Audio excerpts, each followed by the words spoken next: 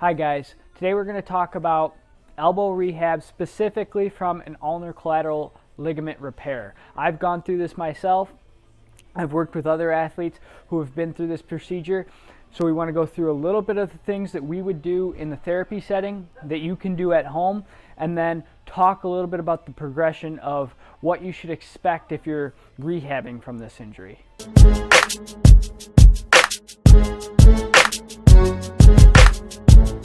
So this video, we're going to show you some exercises that you can do following a UCL repair with an internal brace. Talk a little bit about the process. Whenever you have a surgery, things are damaged, they cut through muscles.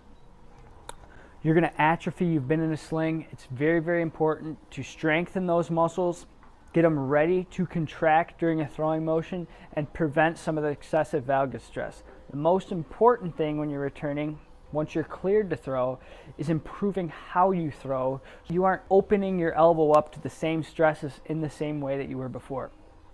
If you can deflect some of that stress, decrease your moment of inertia, and increase your efficiency, you're eventually going to be able to throw harder and throw with less pain and less stress to that UCL and that medial elbow.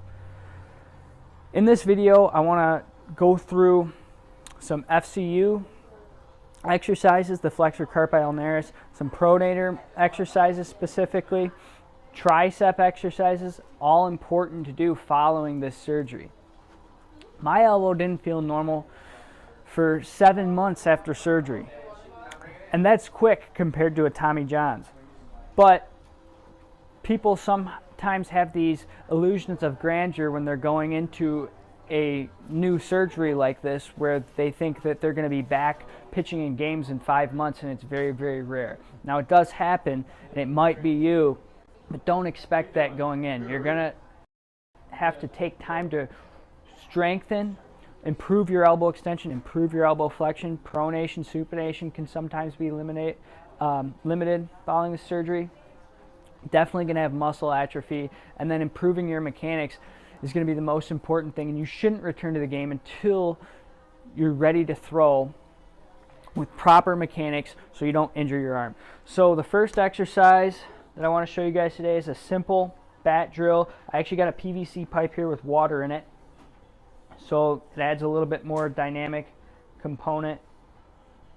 I let the water flow all the way down to the end, and then I slowly go down so the water rushes down. I really have to control it there at the bottom.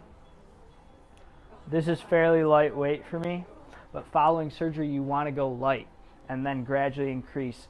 And you have to see how you recover. If you recover well, you can do a little bit more.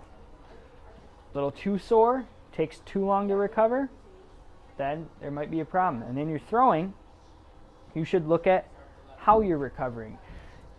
If it's taking longer to recover, then something may be off. You may want to get checked out, or you may want to back off a little bit, see how it does.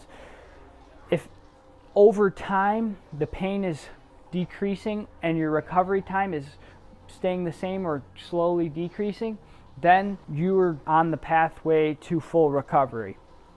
The problem comes when recovery times start taking longer, the pain is increasing, but people are always worried.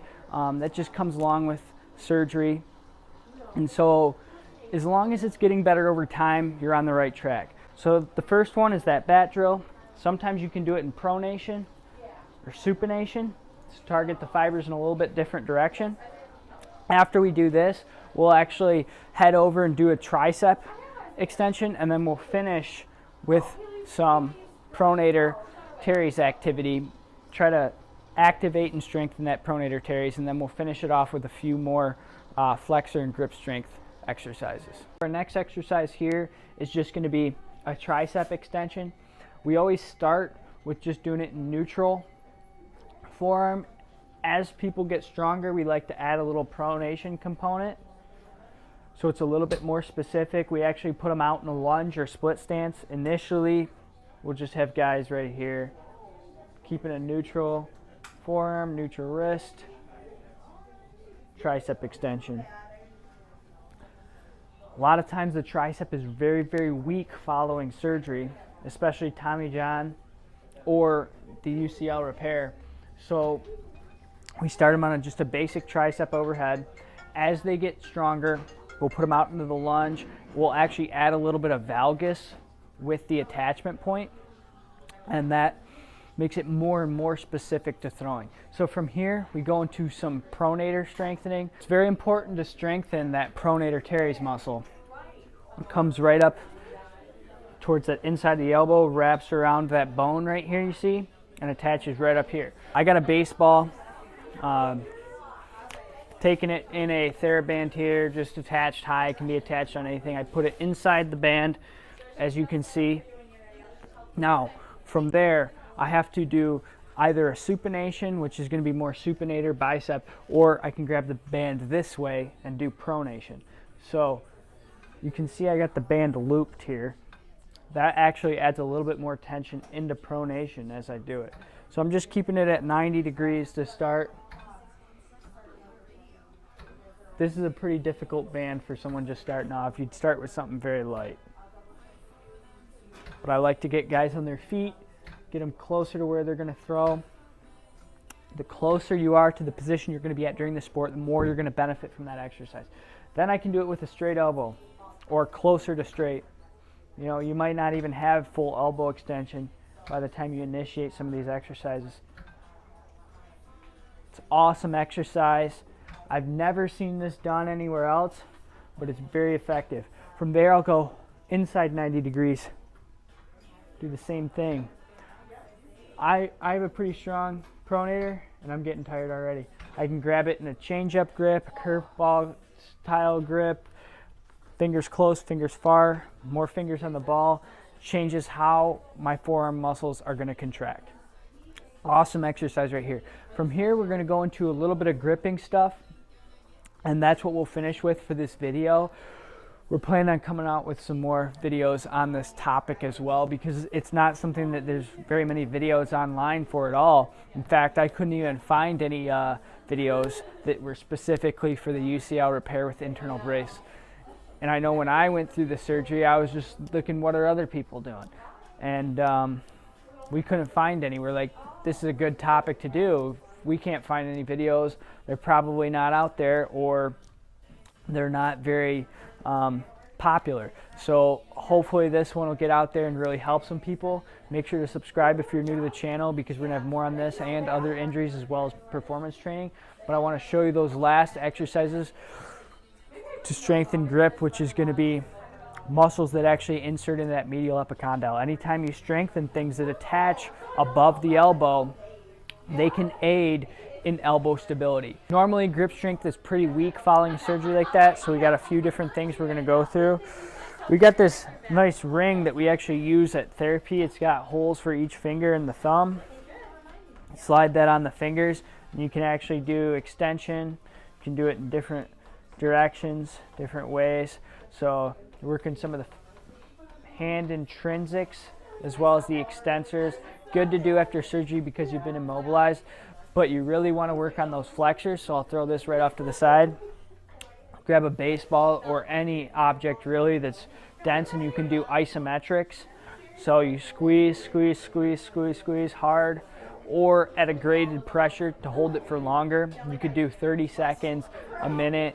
Change your grip maybe into something you're going to use when you're throwing. Do an isometric squeeze of the thumb and the fingers. Put it deep in the palm. Do it. More elbow flexion, less elbow flexion. You can even hold the squeeze while you do it. That's a good one. Anything where you're working on grip. This is just a digiflex here. Black one. You'd start off on a lighter one generally, but even the black isn't super difficult. You can do it with holds. You can use any sort of gripper. You just want to make sure you're grading it initially, because there's inflammation in there. Even weeks after surgery, you're going to have some inflammation still, depending on how much they did. And you have a foreign substance in your body if you had the UCL with the internal brace. They use that Arthrex tape, or sometimes they use some other forms of sutures, and basically it's kind of like a rope that's in there that's going to hold it together. The Arthrex is some of the more advanced stuff that a lot of the surgeons are moving to now. That's what I actually have. And when they have a substance like this, your body's not used to it. It has to heal around it. There's a lot of physiological processes that are happening, so you want to be aware that there is inflammation and tissue damage in there. And starting with something like an isometric for grip earlier on is going to be very effective, and then moving to heavier and heavier, and then eventually with our follow-up video we'll show some more advanced things that you can use even beyond some of the pronator stuff here. That's it for today, guys.